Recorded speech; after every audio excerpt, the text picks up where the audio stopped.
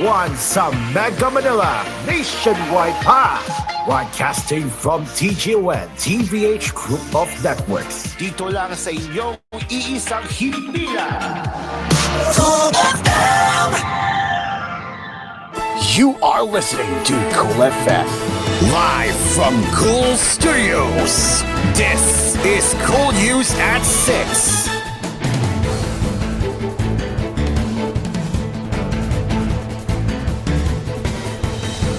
Good evening and welcome to koolNews at 6. I'm Carl.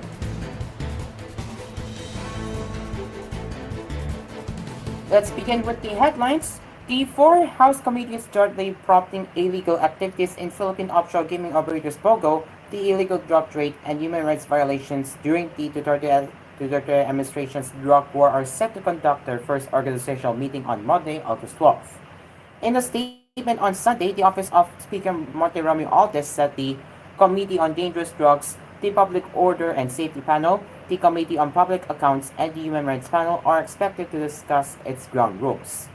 The Quad Committee will also discuss the following speeches and resolutions referred to them. So here are the list. Privileged speech of Senior Deputy Speaker Aurelio Gonzalez Jr. calling for a joint investigation into pressing issues of extrajudicial killings, illegal drugs, and illegal activities last August 5. House Resolution number 1346 geared at prompting the 3.6 billion pesos shabu seized in the town of Mexico, Pampanga, and the 1.3 billion pesos shabu discovered in the city of Malalacat, Pampanga. House Resolution number 1351 calling for investigation into the 3.8 billion pesos shabu intercepted at the port of Subic Bay Freeport Zone. House Resolution number 14 urging the Commission on Human Rights and the House Committee on Human Rights to conduct in aid of legislation and investigation and review of the slain victims of the war on drugs and all related atrocities. House Resolution number 1847 urging the Committee on Human Rights, the Committee on Dangerous Drugs, and the Committee on Public Order and Safety to jointly conduct an investigation in aid of legislation into the drug-related extrajudicial killings under the Duterte administration's war on drugs. Privileged speech of Representative Franz Castro on November 8, 2023 about the alleged extrajudicial killings committed during the Duterte administration. Motu Proprio inquiry on Pogo by the Committee on Public Order and Safety and the Committee on Games and Amusements. Motu Proprio inquiry on alleged irregularities in the procurement process and unlawful contracts entered into by the town of Mexico, Pampanga, in violation of relevant auditing, procurement, and other laws to be conducted by the Committee on Public Accounts. The meeting will start with welcome remarks from Surigao del Norte Representative Robert Ace Barbers, who chairs the Dangerous Drugs Committee. Earlier, Barbers said the meeting would be held in Pampanga, which, according to him, houses many witnesses relevant to the case under investigation. And all of those people we invited to the Pampanga hearing, the likes of the Mayor of Tarlac, the Mayor of Pampanga, and the acting Mayor now, the CIDG Criminal Investigation and Detection Group personnel, the PAGCOR officials, and some PNP Philippine National Police generals, including General Romel Karamat, and we will also invite maybe General Elazar Mata of PNP Drug Enforcement Group, the lawmaker said.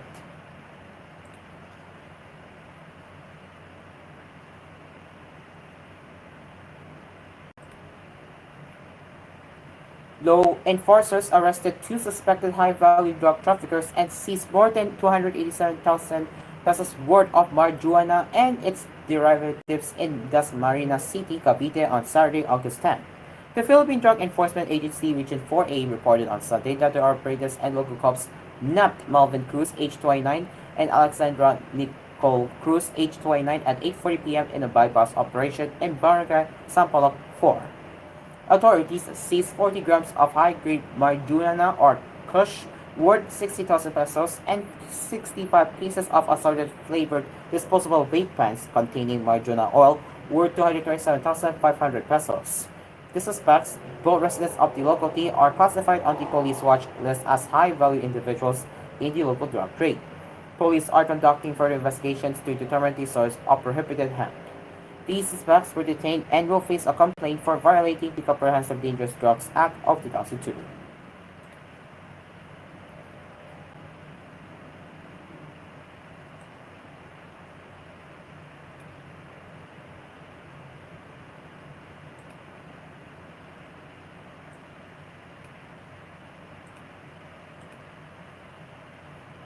President Ferdinand Marcos Jr. on Sunday condemned the Chinese Air Force's dangerous and provocative actions against a Philippine military plane patrolling over the Scarborough Shoal in the West Philippine Sea.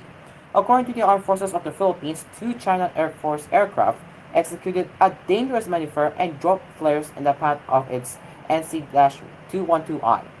The AFP said China's action endangered the lives of its personnel conducting maritime security operations. The Presidential Communications Office said Marcos stands by the AFP members, especially specifically the Philippine Air Force. The actions of the People's Liberation Army Air Force aircraft were unjustified, illegal, and reckless, especially as the PAF aircraft was undertaking a routine maritime security operation in Philippine sovereign airspace, Marcos said, as quoted by PCO. We have hardly started to calm the waters, and it is already worrying that there could be instability in our airspace, he added. According to Marcos, the Philippines remain committed to proper diplomacy and peaceful means of resolving disputes. However, we strongly urge China to demonstrate that it is fully capable of responsible action, both in the seas and in the skies, he added. The incident follows a series of increasingly tense confrontations between Manila and Beijing, which claims most of the South China Sea and seized the shoal after 2012 standoff with the Philippines. In June, the Philippine military said one of its sailors lost a thumb in the confrontation of Second Thomas Shoal in another area of the South China Sea, when the Chinese Coast Guard also confiscated or destroyed Philippine equipment, including guns. Beijing has blamed the escalation on Manila and maintains its actions to protect its claims are legal and proportional. Following the Second Thomas Shoal clash, the two countries agreed on a provisional arrangement for resupplying Filipino troops based on a warship grounded atop the reef, and also to increase the number of communication lines to resolve disputes in the waterway. The Chinese Air Force action on Thursday came a day after China carried out a combatant patrol near Scarborough Shoal to test the strike capabilities of its troops. Scarborough Shoal, a triangle chain of reefs and rocks, is 240 kilometers or 150 miles west of the Philippines' main island of Luzon and nearly 900 kilometers from the nearest major Chinese landmass of Hainan. Despite last week's incident, the Philippines said Sunday it will continue to patrol its exclusive economic zone defined by the United Nations Convention on the Law of the Sea as waters beyond coastal nations' territorial seas over which it has sovereign rights to explore and exploit natural resources. The armed forces of the Philippines reaffirm our determination to conduct regular surveillance operations in line with international law, military spokesperson Francel Padilla said in an interview over local radio station DCWB. We will safeguard our country's sovereignty and security over our maritime domain, she added.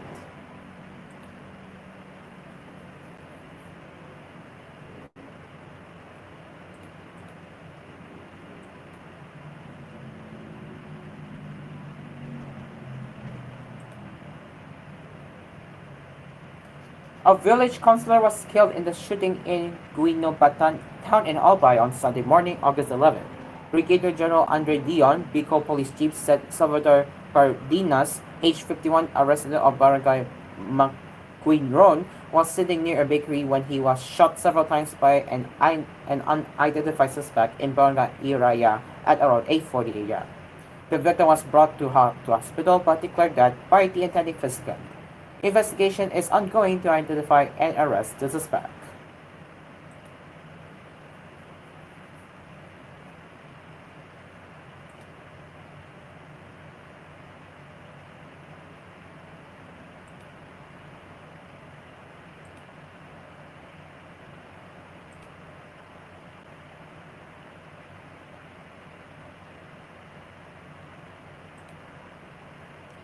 And two lawmakers of the House of Representatives cheated Vice President Sara Duterte after she criticized the national government's alleged failure to fund the flood control program in Davao City. Zambales Representative Jefferson Hon and Long Union Representative Francisco Apollo Ortega mentioned Duterte's trip to Germany during the onslaught of Typhoon Karina. Kehon Hun asked, "Who among them is being called like what Zara?" Which sounds similar to the Filipino slang for someone who frequently goes on vacations during the height of Typhoon Karina. Was it that irresponsible? Was it that irresponsible for the second highest official of the land to go on hiatus amid the rains and the typhoon? And then you're out of the country now, and yet you still keep on complaining, the lawmaker said. The tendency is to think like, look who's talking. Where were you when the people needed you? Mark safe from the typhoon because we were in Germany? We wish we were all in that situation, he noted. According to Kay Hong-hoon, Duterte's father, former President Rodrigo Duterte, had 6 years to fund the flood control program nationwide, including in Davao City. He recalled that the 51 billion pesos fund was also allocated for the infrastructure projects of Davao City Representative Pulong Duterte during the last 3 years of his father's term. For his part, Ortega finds it perplexing to hear such statements from the vice president since she went on a trip to Germany amid the calamities brought by the bad weather. He claimed that when the Davao City experienced flooding last June, the Dutertes were notably absent from the city because they went to Tacloban City for an alleged political purpose.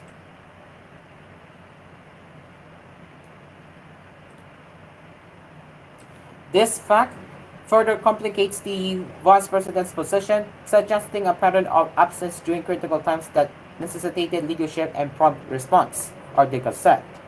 Last week, Duterte questioned why the master plan and feasibility study for flood control for Davao City, formulated during the time of her father's administration, has yet to be funded. The vice president did not mention anyone in her statement. Duterte previously resigned from her position as a member of President Ferdinand Marcos Jr.'s cabinet. She did not attend his third State of the Nation address on July 22. It is now 6:12 in the evening, and we will now be getting ready for another headlines right here on koolNews at 6. Again, it is 6:12 in the evening. Stick around, we will be right back.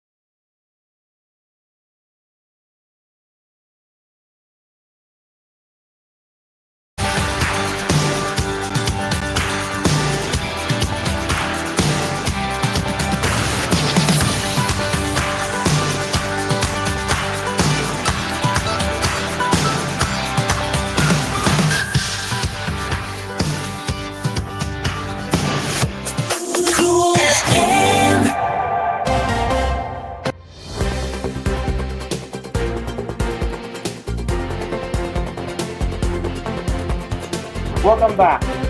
The Philippine Air Force and the United States Pacific Air Forces held a bilateral integration exercise involving fighter and airlift assets in Pampanga and Cebu over the weekend. Colonel Major Consuelo Castillo, PAF Public Affairs Office Chief, said in a Manila release Saturday that the exercise, dubbed Iron Blade, was another demonstration of the strong and endorsing partnership between the Philippines and the U.S., as well as their commitment to regional security and stability. The exercise involved a combined force of two Philippine F-8-50PH fighter aircraft, two U.S. Air Force F-82US, and a U.S. Air Force C-130 Hercules transport aircraft. During the maneuver, the aircraft conducted formation flights between Basa Air Base in Pampanga and Brigadier General Benito Ibuan Air Base in Matan, Cebu. A photo exercise was also incorporated in the mission to further improve cooperation and interoperability, Castillo said. Aside from the maneuvers, subject matter expert exchanges were also held in Pampanga, focused on flight operations and maintenance, while cargo-related exchanges were tackled in Cebu. Iron Blade is part of PCAF's redeployment activities following its participation in the Pitch Black exercise in Australia. The Philippines is one of the stopover points before heading to Cadena Air Base in Japan. The U.S. Air Force contingent has a total of 6 F-22s and 3 C-130s participating in the stopover.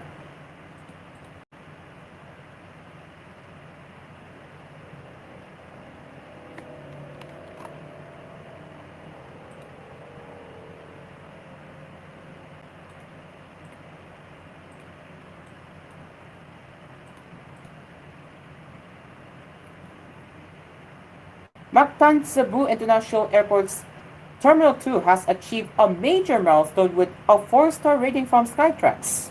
From a 3-star rating, the London-based consultancy firm upgraded T2 to a 4-star rating, pointing out improvements in the terminal's world-class facilities and exceptional customer experience. They also highlighted the terminal's transfer infrastructure that enabled the airport a good choice for connecting flights in the Philippines. Cebu Airport provides an efficient experience across both terminals, and newly established transfer infrastructure makes this a good choice for connecting flights in the Philippines, Skytrax said. The entire airport, including Terminal 1, maintains a 3-star regional airport certification. For its certified airport rating, Skytrax utilizes a star rating system to elevate airports, with 1 star as the lowest and 5 stars as the highest. Some of the airports that earned 5-star ratings included Hamad International Airport, Hong Kong International Airport, Singapore Changi Airport, and Seoul Incheon International Airport. The star rating by Skytrax is divided into several categories. These are ground transportation, security screening, immigration service, wayfinding and signage, arrival, departure, transfer, terminal comfort, terminal facilities, shopping facilities, and food and beverage. From Mactan to Cebu International Airport, the categories that receive all 4-star ratings are arrival, food and beverage, and transfer. On the other hand, according to Skytrax analysts, Terminal 2 needed improvement in terms of terminal maps and quiet or relaxation areas, as these received 2-star ratings. Two terminals' children's play area rated poorly with a 1-star rating. MCIA is the country's second busiest airport.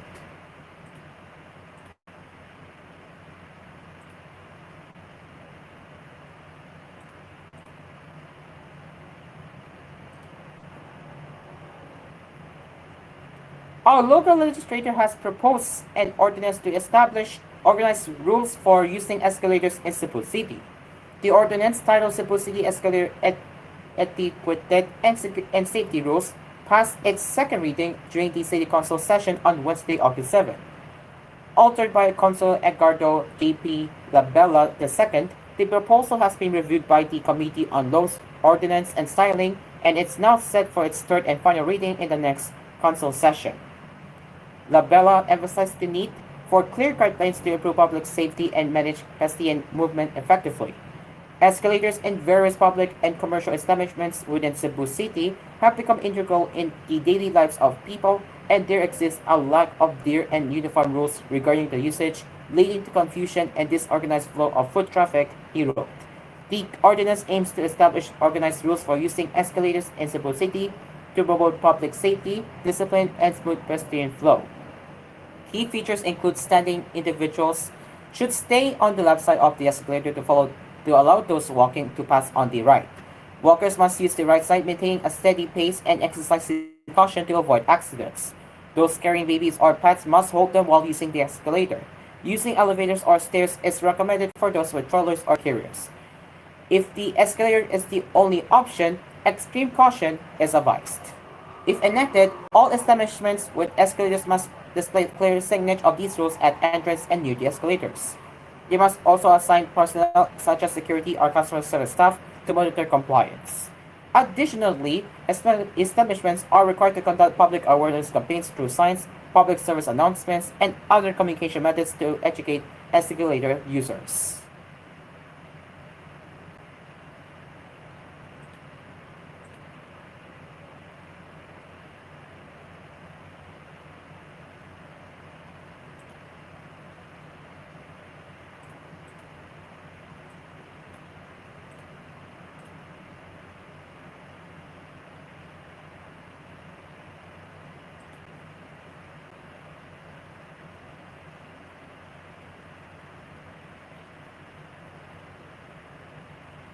Cebu City has recorded at least 64 minor offenders involved in drugs-related cases.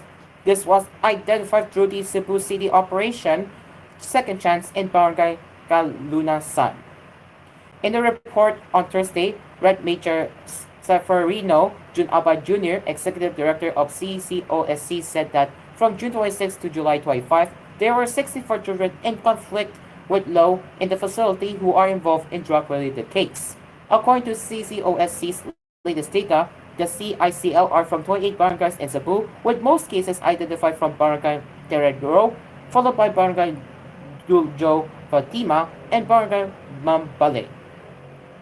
Of the numbers, 58 are males and 6 are females involved. Additionally, Tabay mentioned that CCOSC also recorded 4 cases of rape, 4 cases of illegal possession of firearms, 4 cases of theft, 1 case of homicide, 1 case of robbery with homicide, 1 case of carjacking, and 1 case of illegal gambling. He said that since these children are minors, they are sent to CCOSC where they receive care and protection against abuse and cruelty.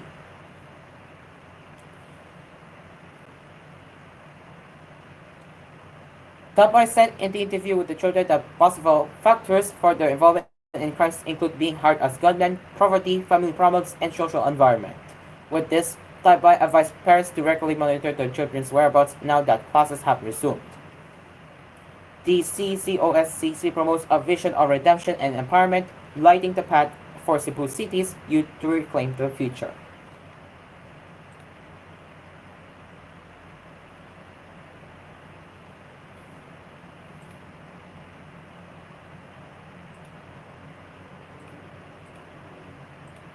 And now, as we get into the headlines from around the world, thousands of anti-racism demonstrators rallied across the UK on Saturday to protest recent rioting blamed on the far right in the wake of the Swordport knife attack that killed 3 children.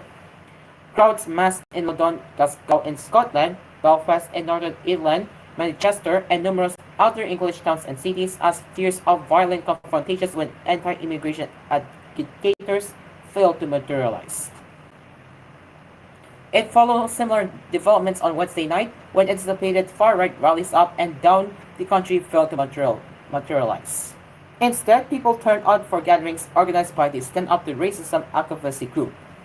Up until that point, more than a dozen English towns and cities, and Belfast too, had been hit by anti-migrant unrest following the deadly July 29 stabbings, which were falsely linked on social media to a Muslim immigrant. Rioters targeted mosques and hotels linked to immigration, as well as police, vehicles, and other sites. Recent nights have been largely peaceful in English towns and cities, prompting hope among the authorities that the nearly 800 arrests and numerous people already jailed had deterred further violence. Despite the respite, UK media reported Saturday that Prime Minister Keir Starmer had cancelled plans to go on holiday next week to remain focused on the crisis. In Northern Ireland, which has been sustained disorder since last weekend, police said they were investigating a suspect radically motivated hate crime overnight. A petrol bomb was thrown at the mosque in Newtownards, east of Belfast, early Saturday, with racist graffiti sprayed on the building, said the police service of Northern England. The petrol bomb thrown at the property had failed to ignite, it added. This is being targeted as a radically motivated hate crime, and I want to send a strong message to those who carry this out that this type of activity will not be tolerated. PSNI Chief Inspector Kat Hutchinson said. Overnight, there were also reports of damage to the property and vehicles in Belfast as nightly arrests there rumbled on. While the disturbance in Northern England were sparked by events in England, they have also been fueled by pro-UK royalist paramilitaries with their own agenda, according to the PSNI. Around 5,000 anti-racism demonstrators rallied in Belfast on Saturday, largely without incident, police said. Florina Doran of the United Against Racism group, which co-organized the gathering, said it showed that Belfast is a welcoming city that says no to racism, to fascism, to Islamophobia, to anti-Semitism or misogyny. In London, thousands massed outside the office of Brexit architect Nigel Farage's Reform UK party before marching through the city centre, accompanied by a large police presence. They blamed Farage and other far-right figures for helping to fuel the riots through anti-immigrant heroic and conspiracy theories. It's really important for people of color in this country, for immigrants in this country, to see us out here as white British people saying, no, we don't stand for this. Attendee Pofpe as well, age 32 from London, told AFP. Fellow Londoner Jeremy Esling, age 64, said he had turned out because I don't like the right wing claiming the streets in my name. He accused Reform Party founder Farage of having contributed to the volatile environment. I think he is damaging and I think he is dangerous, as Snelling added. Meanwhile, suspected rioters continued to appear in court on Saturday. Stephen Parkinson, the head of the prosecution service, said hundreds of alleged participants in the violence would soon face the justice as a new phase of more serious cases work through the system. Those convicted could face jail terms of up to 10 years under the most serious offense of rioting, he warned. It's not about exacting revenge, it's about delivering justice, Parkinson said in comments reported by the Sunday Times.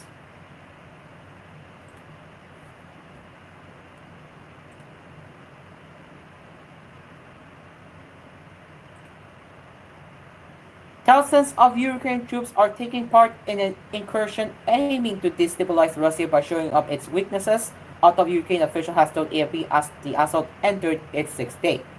We are on the offensive. The aim is to stretch the positions of the enemy, to inflict maximum losses, and to destabilize the situation in Russia as they are unable to protect their own border, the security official said on condition of anonymity.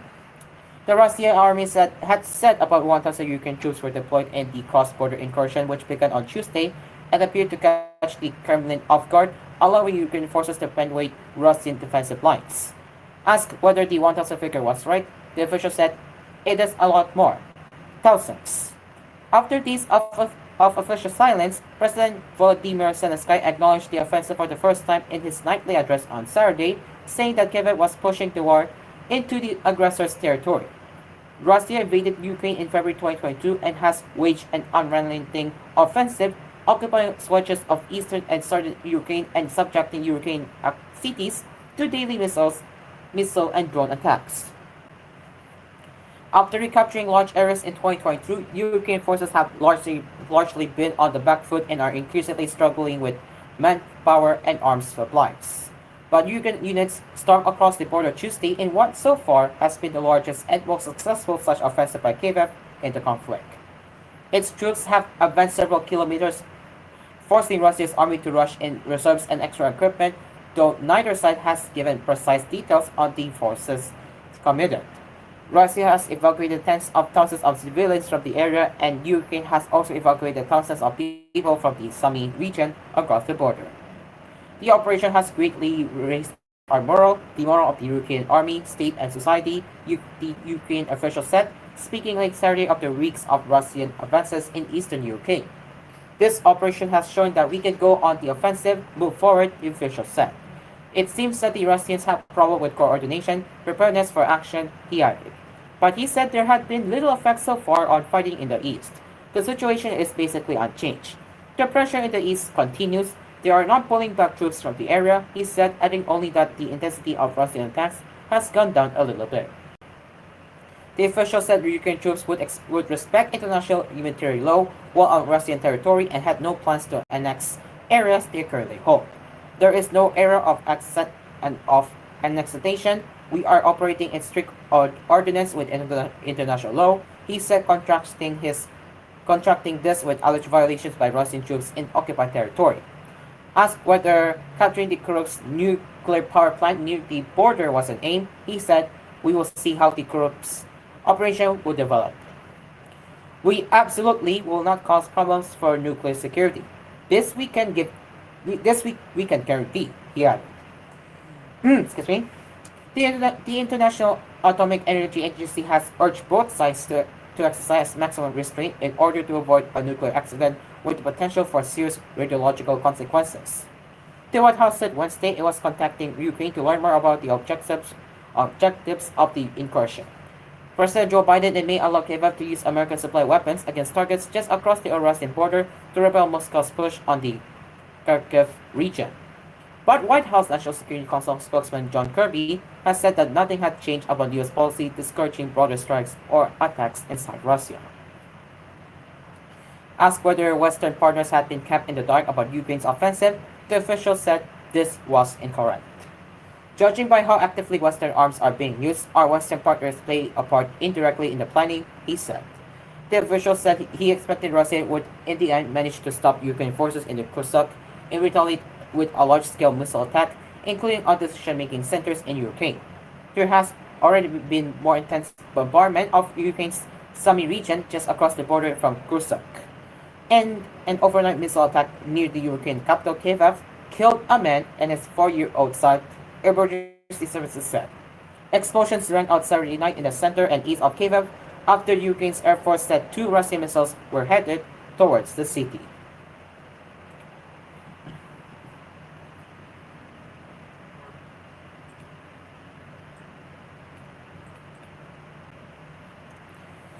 And an alliance of leading Australians has demanded the government impose a total ban on gambling ads in the country that racks up some of the biggest losses per person in the world.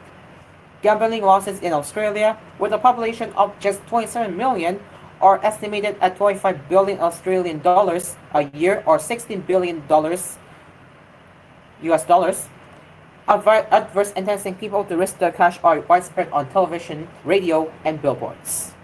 Slot machines known as pokies are installed in many pubs too, drawing more to part with their money. Gambling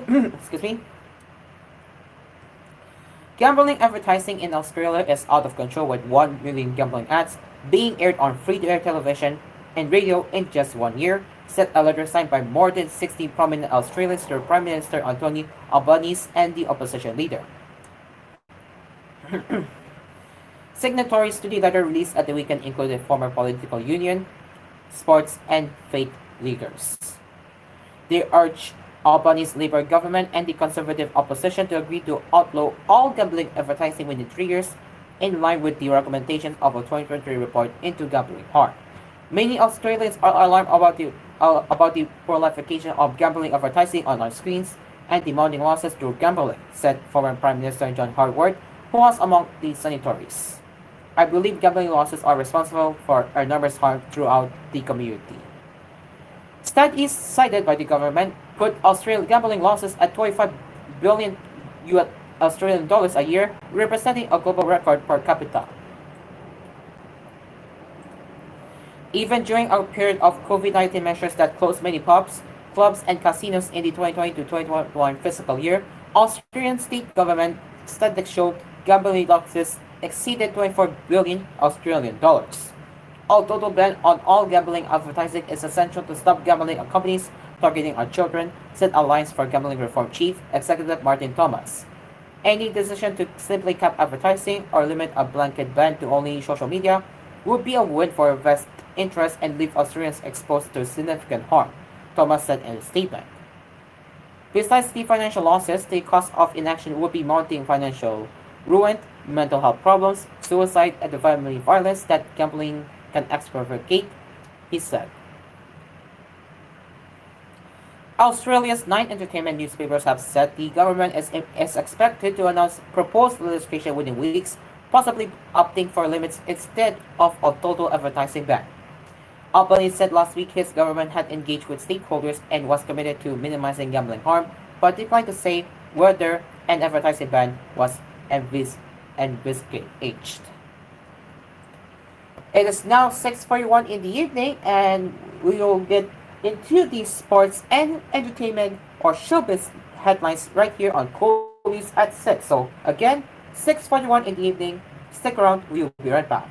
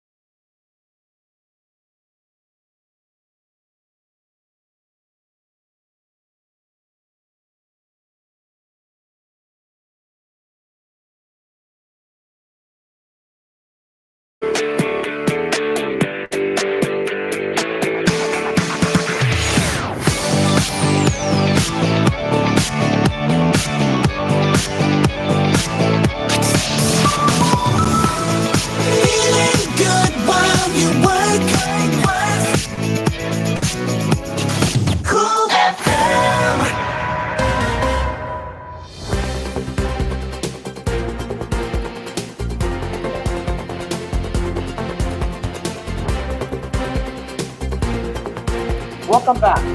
Now let's get into the sports. Bianca Ganan may have fallen short of reaching the Paris Olympics 2024 Women's Cup competition podium, but she's proud to have given everything she had for Team Philippines.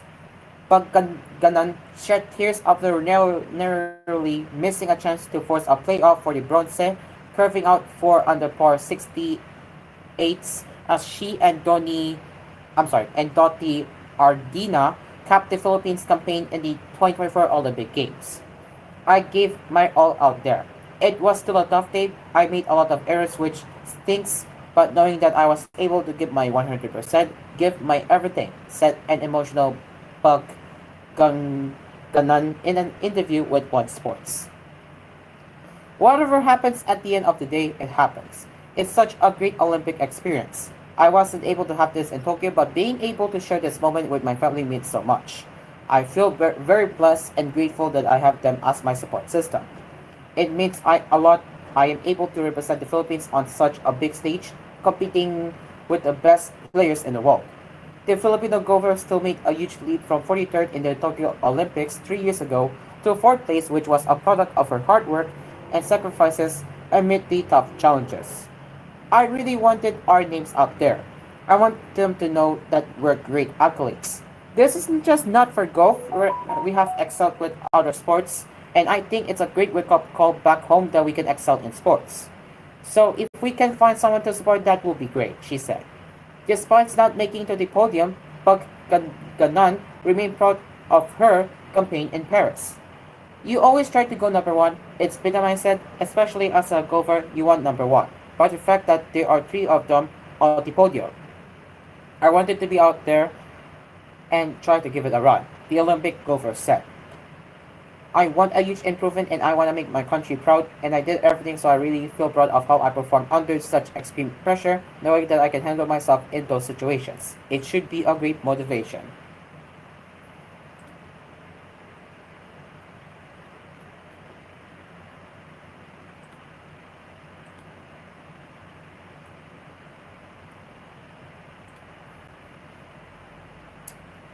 Dave Apolinario failed to add to the list of current Filipino boxing champions on Saturday. In his first major world title fight, Apolinario was knocked out by homebred Angel Alia in the sixth round of their fly height bout at Restaurante Arroyo in Mexico City. Apolinario vowed it won't be his last time challenging for a world title.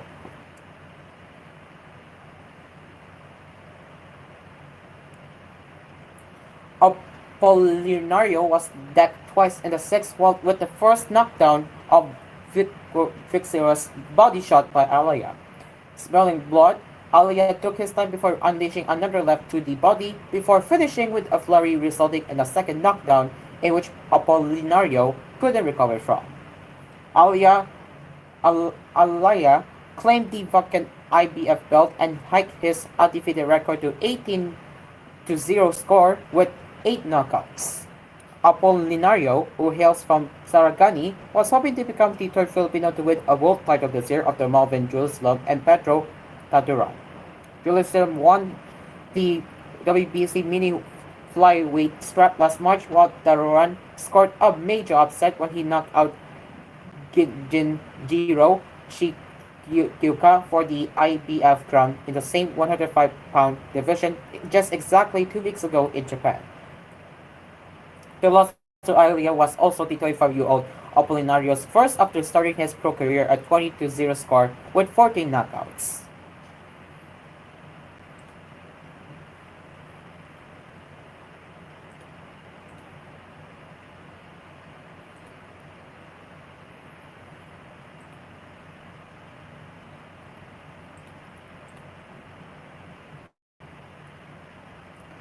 And as we are drawing near the closing ceremony of Paris Olympics 2024, the Paris will always have Paris. Next up for the Summer Games, Los Angeles 2028. The battle will be handed from one third-time Olympic host city to another at the closing ceremony Sunday in Paris, and much will be different in 4 years' time. New sports will make their Olympic debuts. picked by organizers in LA, who are also bringing back others that left the program more than 100 years ago. While Paris had the Seine River, Los Angeles has the Pacific Ocean and its beaches. Paris' unmatched historic buildings gave the city a cinematic look. LA's streets are a living history of film and television. Here's a look at some things that will be different about the next summer games. So, what are the differences? So the games will have flag football, squash, and obstacle racing. Yes, American Ninja Warrior style racing to replace the horses and pep up modern pentathlon. Sports that get invited into the Olympics typically are played across the world.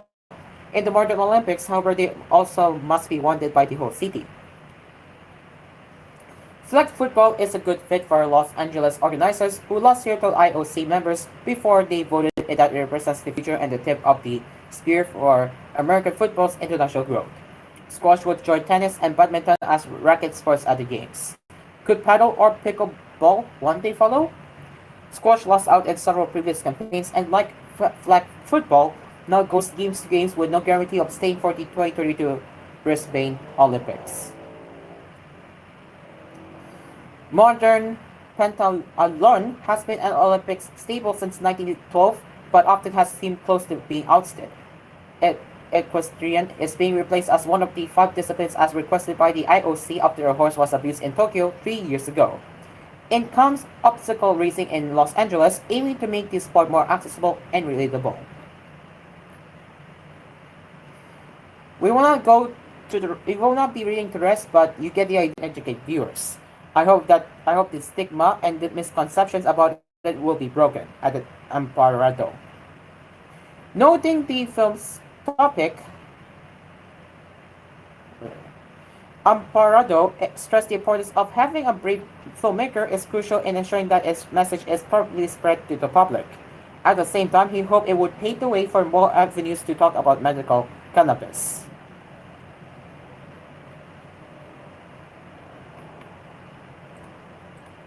And that would be it for Cool News at 6. As always, you can get in touch with us at tvhthephilippines.news@gmail.com. And we will be back with more headlines later with Cool News Prime Time at 9. And speaking of Cool News at 6, this is indeed our last 1-hour newscast of Cool News at 6, since starting tomorrow, we will be reverting back to 30-minute runtime on all Cool News newscasts, which will affect Cool News at 6 and Cool News Prime Time. Until then, I'm Cairo. Good evening.